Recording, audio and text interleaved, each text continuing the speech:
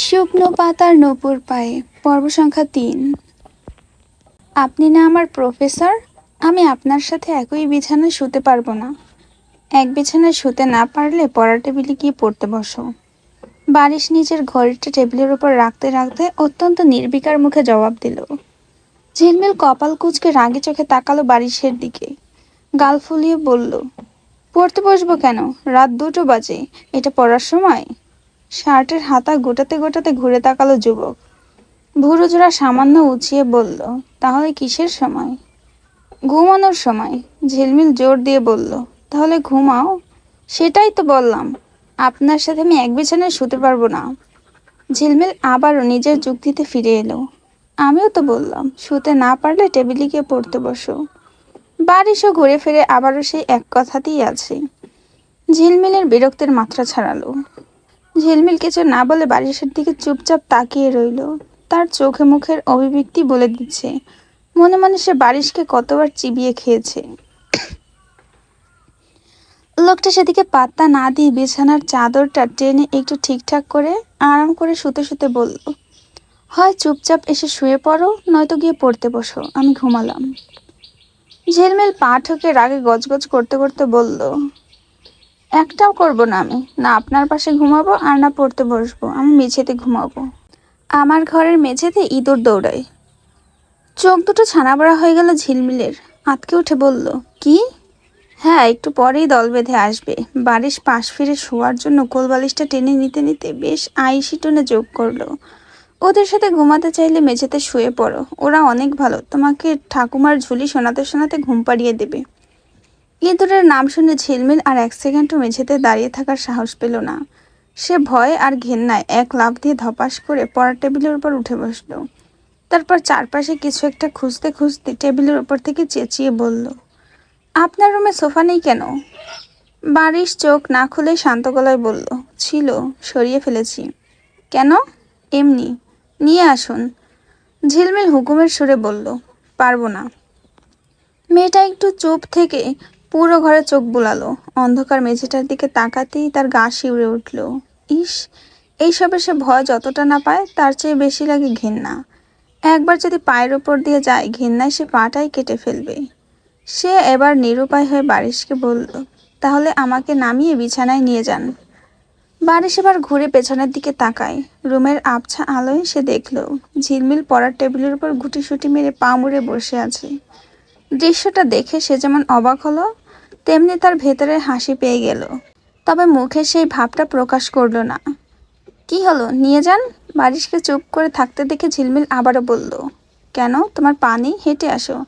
না, আমি আর এই মেঝেতে পা রাখবো না। ছি, আপনার ঘর এত নোংরা, আমাদের বাসায় কখনো ইঁদুর আসে না। মুখ বাঁকালো মেয়েটা। বারিশ এক হাত মাথার নিচে দিয়ে বালিশে হেলান দিয়ে বলল, আমাদের বাসায় আসেনি, কিন্তু আজ থেকে আসবে। আপনি কি আমাকে বিছানায় নিয়ে যাবেন? ঝিলমিল রেগে গিয়ে শেষবারের মতো জানতে চাইল। না, পারবো না, নিজের পায়ে হেঁটে আসো। আর তুমি না বললে আমার পাশে ঘুমাবে না, তো টেবিলেই ঘুমাও। আবারও চোখ বন্ধ করে ফেলল লোকটা। ঝিলমিল গলা উঁচিয়ে বলল, আচ্ছা, তাহলে আমি আবারও চিৎকার করছি। ধরফর করে বিছানায় উঠে বসলো বারিশ। বলল, চিৎকার করবে কেন? আমি কি তোমার সাথে কিছু করেছি? হ্যাঁ, এই তো ইঁদুরের ভয় দেখিয়ে টেবিলে ঘুমাতে বলছেন, সবাইকে ডেকে বলে দেব। বেশ চড়া সুরে হুমকি দিল। বারিশ বেগতিক দেখে একটু নরম হয়ে বলল, আচ্ছা, আসবে না ইঁদুর, ওরা আরো পরে আসবে, তুমি নেমে আসো। অসম্ভব, আপনি এসে আমাকে নিয়ে যান। আমি কিভাবে নেব? কোলে নেবেন? ঝিলমিল অত্যন্ত স্বাভাবিক ভঙ্গিতে বলল, যেন এটাই একমাত্র সমাধান। পারবো না, আমি তোমাকে কোলে নিতে গেলে এখন। বারিশের বাক্যটা মাঝপথে আটকে গেল। এখন কি? ঝিলমিল জানতে চাইল। বারিশ ঝিলমিলের আপাতমস্তক একবার দেখল। এলোমেলো চুলে, এই সাধারণ টি শার্টে আর প্যান্টেও মেয়েটাকে এই আবছা আলোয় অদ্ভুত মায়াবী লাগছে।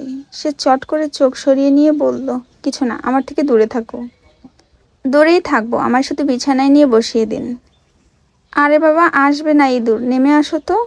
বিরক্ত হলো যুবক। মেয়েটা আর কথা বাড়ল না। সে লম্বা লম্বা শ্বাস নিয়ে পুরো বাড়ি মাথায় তোলার জন্য চিৎকার করে উঠল, চঞ্চল দাদা! এই এই চুপ চুপ! বারিশ এক লাফে বিছানা থেকে দৌড়ে নেমে গেল ঝিলমিলের কাছে।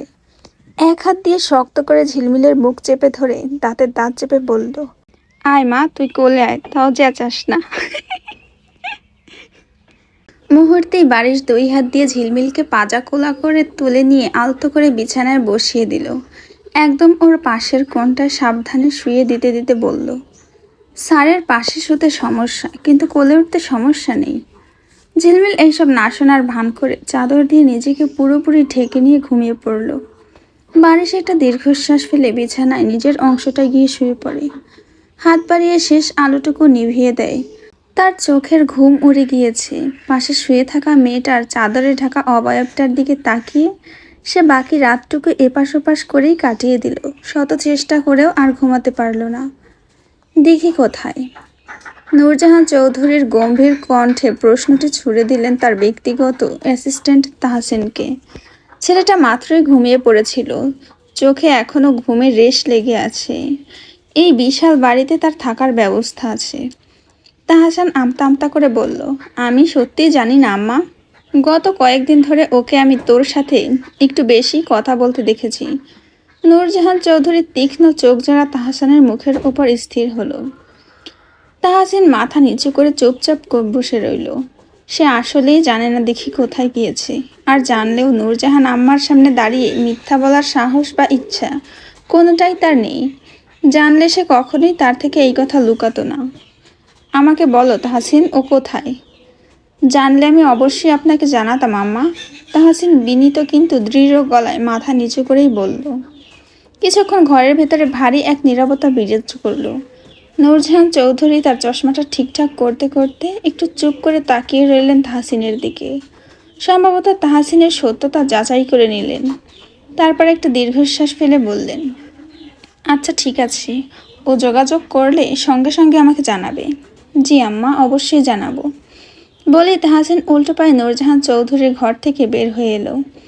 করিডোর ধরে নিচে নেমে সে নিজের রুমে গিয়ে ঢুকলো। দরজাটা আটকে দিয়ে বিছানায় বসার পরপরই পকেট থেকে ফোনটা বের করলো। স্ক্রিনটা অন করে কিছু পুরনো মেসেজের দিকে কিছুক্ষণ তাকিয়ে রইল। এরপর একটা দীর্ঘশ্বাস টেনে ফোনটা বালিশের পাশে রেখে সে লাইটটা নিভিয়ে দিয়ে আবারও চোখ বন্ধ করে ঘুমিয়ে পড়ার চেষ্টা করলো। মধ্যরাত পেরিয়ে গিয়েছে অনেক আগেই। পুরো বাড়ি নিঝুম, কিন্তু আলতাফ চৌধুরীর চোখে ঘুমের একটুও রেশ নেই। তিনি বিছানায় শুয়ে ছটফট করছেন, আবার বারবার দীর্ঘশ্বাস ফেলছেন।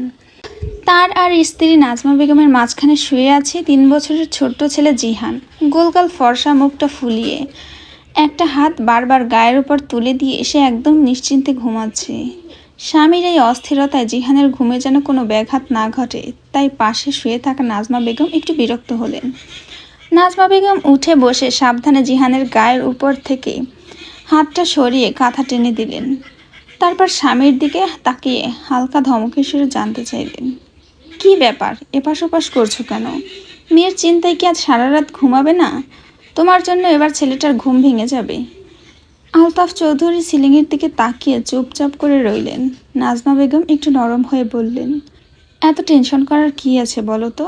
বিয়েই তো হয়েছে, কোনো অঘটন তো আর ঘটেনি। আল্লাহ কপালে রেখেছিল, তাই হুট করেই সব কিছু এভাবে হয়ে গেল। এখন এইসব চিন্তা বাদ দিয়ে ঘুমাও তো। আলতাফ চৌধুরী এবার ছেলের মাথায় আলতো করে হাত বুলিয়ে খুব ভারী দীর্ঘশ্বাস ফেলে উঠে বসলেন। স্ত্রীর দিকে তাকিয়ে চিন্তিত গলায় বললেন, অন্য কারোর সঙ্গে বিয়ে হলে আমি এত টেনশন করতাম না নাজমা। তুমি এই ছেলেকে চেনো না। চিনব না কেন? তোমার প্রিয় ছাত্র ছিল। নাজমা বেগমকে কথা শেষ করতে না দিয়ে আলতাফ চৌধুরী তিক্ত স্বরে বলে উঠলেন, ও শুধু আমার ছাত্র ছিল না, ও আমার নিজের হাতে বড় হয়েছে। আমার স্কুলের সেই ছাত্র। ও যখন স্কুলে ছিল তখন থেকে আমার জীবন যৌবন একদম শেষ করে দিয়েছিল। আমি খুব ভালো করে জানি ও ভেতরে কেমন আর বাইরে কেমন। এমনিতে সবার সামনে নিজেকে এমনভাবে দেখাবে যেন খুব ভদ্র সভ্য, দুনিয়ার সবচেয়ে ভালো মানুষ। কিন্তু ও হলো চরম লেভেলের একটা একরোখা ছেলে। ও আমাকে এত জ্বালিয়েছে যে ওর কারণে শিক্ষকতাই ছেড়ে দিয়েছি আমি। আল্লাহই জানে আমার মেয়ে এই ছেলের সাথে কিভাবে থাকবে। আমি খুব শীঘ্রই ওদের ডিভোর্সের ব্যবস্থা করব। পাগল হয়ে গিয়েছো? যে পরিস্থিতিই হোক, আল্লাহ ওদের এক করেছে। তুমি এইসব কথা আর মুখেও আনবে না। তুমি বুঝবে না, ঘুমাও। আবছা আলো আধারিতে ঘরটা তখনও আচ্ছন্ন। বারিশের চোখে এমনিতেও ঘুম ছিল না, ঘুম আর আসবেও না তার। সে উঠে বসলো, বিছানা থেকে নেমে এসে পাশে থাকা তরুণীটির দিকে তাকালো। মেয়েটা একদম নিশার হয়ে ঘুমাচ্ছে। সে ওর পাশে গিয়ে দাঁড়িয়ে গম্ভীর গলায় ডাকলো, এই মেয়ে ওঠো। ওপাশ থেকে কোনো সাড়া শব্দ নেই। মানবী তখন গভীর ঘুমে মগ্ন। ঝিলমিল। বারিশ খানিকটা ইতস্তত করে হাত বাড়িয়ে মেয়েটার উপরে থাকা পাতলা চাদর সরিয়ে দিতে চাইল, কিন্তু পরক্ষণে কী ভেবে হাতটা গুটিয়ে আনলো। মনে এক ধরনের দ্বিধা কাজ করছিল ওর, কিন্তু তখনই তার মনে পড়ে গেল মেয়েটা এখন আর কেউ নেই, তার বিবাহিত স্ত্রী। নিজের স্ত্রীর উপর তো তার সম্পূর্ণ অধিকার আছে। এই ভাবনাটা আসতেই সে নিজের মনকে শক্ত করে এক ঝটকায় চাদর সরিয়ে দিল। চাদর সরাতেই যুবকের চোখের পলক থেমে গেল। বুকটা কেঁপে উঠল অচেনা স্পন্দনে। ঘুমের ঘরে ছটফট করায় মেয়েটার টি শার্ট আর প্যান্টটা কিছুটা গুটিয়ে উপরে উঠে গিয়েছে। রুমের মৃদু আলোয় নিমেষেই দৃশ্যমান হলো মেয়েটির ফর্সা মসৃণ পেট আর নিটেল হাঁটুর অংশ।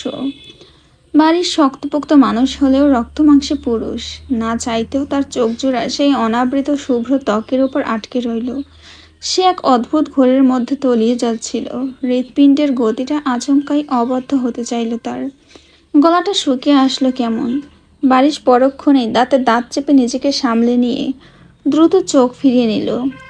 সে দীর্ঘশ্বাস ফেলে আর কোনো সুযোগ না দিয়ে ঘুমন্ত ঝিলমিলকে পাজা কোলে করে তুলে নিয়ে গিয়ে সোজা বসিয়ে দিল পড়ার টেবিলের চেয়ারে।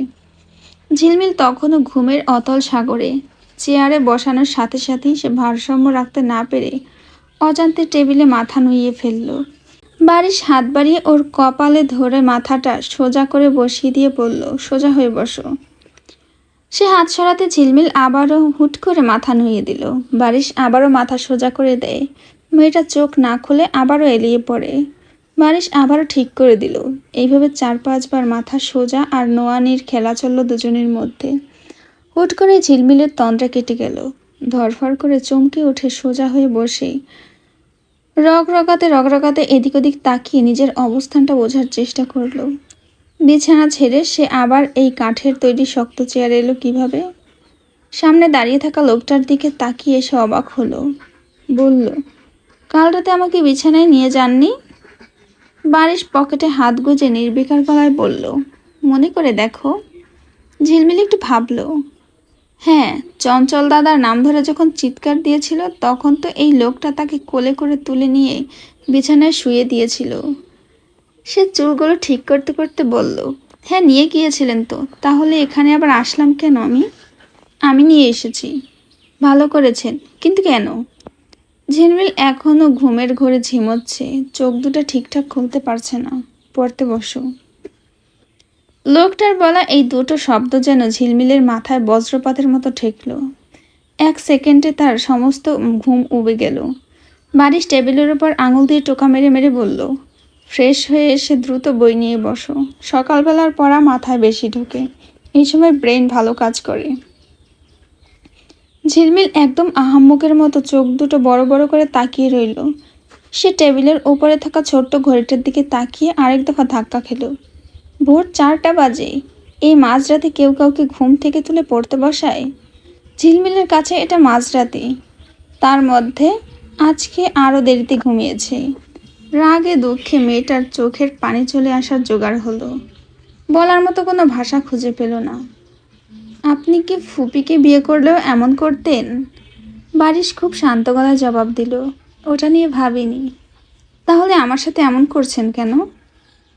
কেমন করছি সেটা না ভেবে চুপচাপ ফ্রেশ হয়ে বই খোলো, নয়তো আমি কি করতে পারি সেটার প্রমাণ করতে বাধ্য করো না। কাল রাতের থাপ্পড় ভুলে গিয়েছো? আপনি আমাকে হুমকি দিচ্ছেন? ওয়ার্নিং দিচ্ছি, আমি আর একবারও বলবো না। যাও ফ্রেশ হয়ে আসো। এবার একটু শক্ত গলায় বলল বারিশ। বারিশের সেই গম্ভীর চোখের চাউনি আর শক্ত গলার আওয়াজ শুনে ঝিলমিল আর কথা বাড়ানোর সাহস পেল না। সে চেয়ার থেকে উঠে নেমে ধপধপ পা ফেলে ওয়াশরুমে গিয়ে ঢুকলো এবং ভেতর থেকে লকটা সশব্দে আটকে দেয়। 10 মিনিট কেটে গেল, 15 মিনিট, 20 মিনিট। তরুণীর ভেতর থেকে বের হওয়ার কোনো নামগন্ধই নেই। বারিশ এতক্ষণ পকেটে হাত গুজে ঘরের মাঝখানে দাঁড়িয়েছিল। এবার তার ধৈর্যের বাঁধ ভাঙল।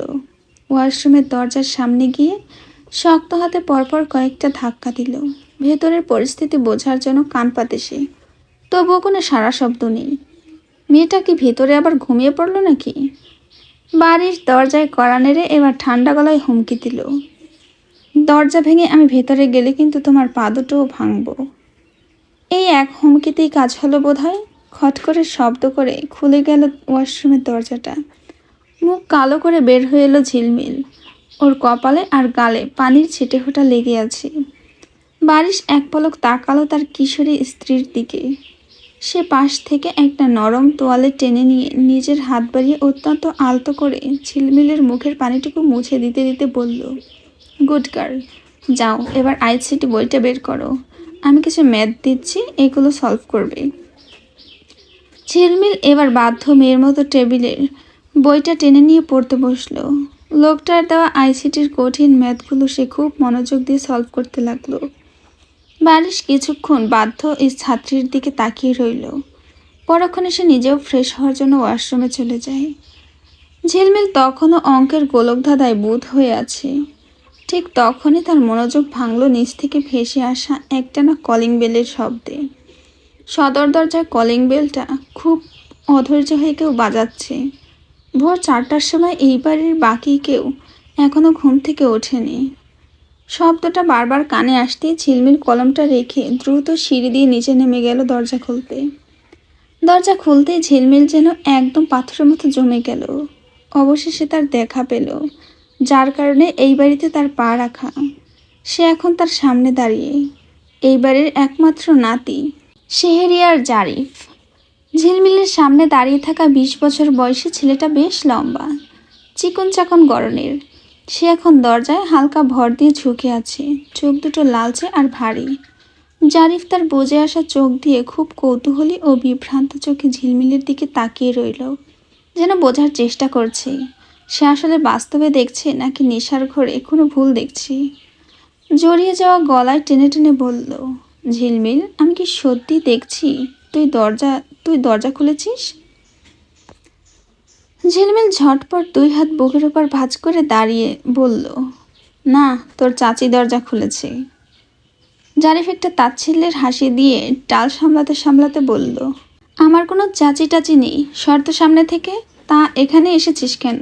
তুই না বলেছিলিস আমার মুখও দেখবি না? তাহলে আমার কি চাস? এই শোন, কেঁদে কেটে কোনো লাভ নেই।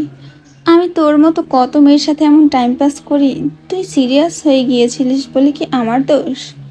কে কেঁদেছে? তোর মতো এই লিকে জিরাফের জন্য আমি কাঁদবো? এটা আমার স্বামীর বাড়ি, তাই এখানে এসেছি। ঝিলমিল মুখ বাঁকিয়ে জবাব দিল। চোখ দুটো পিটপিট করে বলল জারিফ, দিন দুপুরে নেশা করেছিস নাকি? এখন সকাল, আর নেশাটা তুই করেছিস, আমি না। হ্যাঁ, এখনও আমাকে নিয়ে স্বপ্ন দেখেই যাচ্ছিস। এইবারের বউ হওয়ার স্বপ্ন দেখে কোনো লাভ নেই। আমার দাদিমা তোকে একদম পছন্দ করে না, সর সামনে থেকে।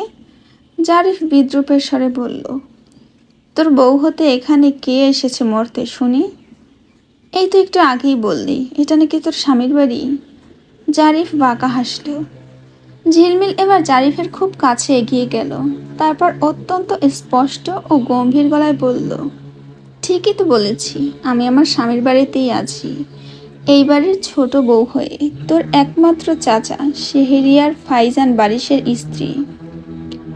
কথাটা শুনে আরও এক চরম তাচ্ছিল্যের হাসি ফুটে উঠল জারিফের ঠোঁটে। বলল, আমার চাচ্চুর তো কাল তোর ফুপির সাথে বিয়ে হয়ে গিয়েছে।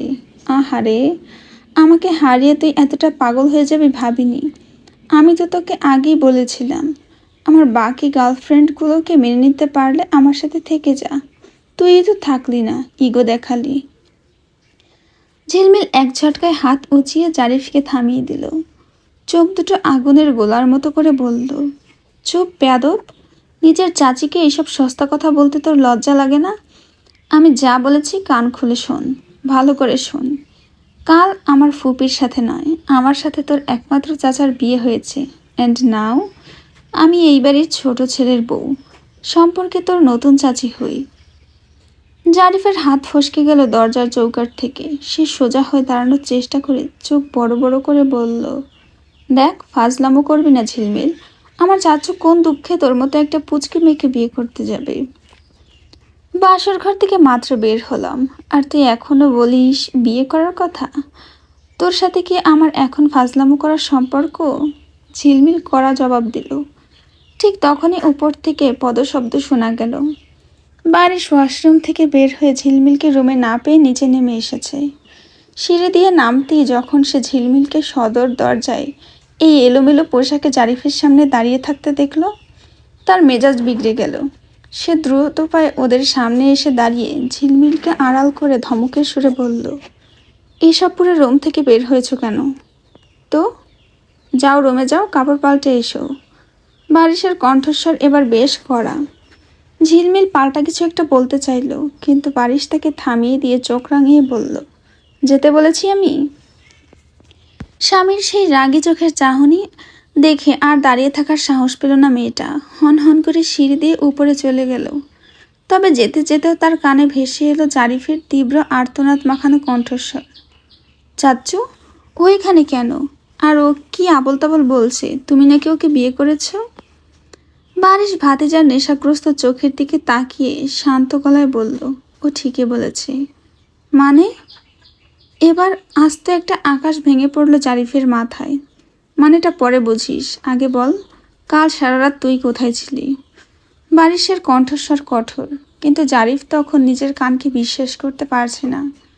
সে চিৎকার করে উঠল, চাচ্চু, ঝিলমিলের সাথে তুমিও পাগল হয়ে গিয়েছো? তুমি ওকে বিয়ে করেছো মানে? দাদিমা জানে এটা? এটা কিভাবে সম্ভব? দাদিমা কোথায়? দাদি, ও দাদি!